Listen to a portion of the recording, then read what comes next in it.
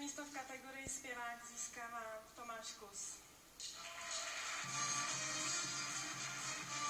Tomáš Kus tady s námi dnes není, tím pádem ty ceny odešleme Instagrama. Není komu předat. Tomáš tady není. Já si to vezmu, můžete to předat mě? Já tam jdu, počkej.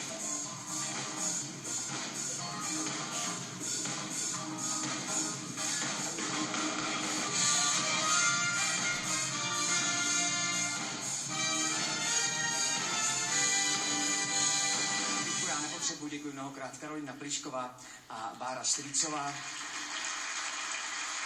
Tohle je Tomáš Kuse, ani ten tady dnes s námi není, o hodně přichází, každopádně ho pozdravujeme, stejně jako on pozdravuje nás, tady video.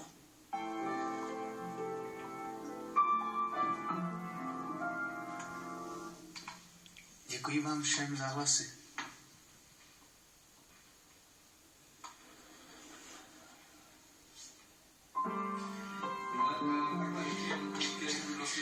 By to video třeba mělo 2 minuty, jo. Ne, jenom na jednu větu. Co se ti na tom nelíbí? Mně se to líbí. Ale mě tak, já jsem to myslel upřímně.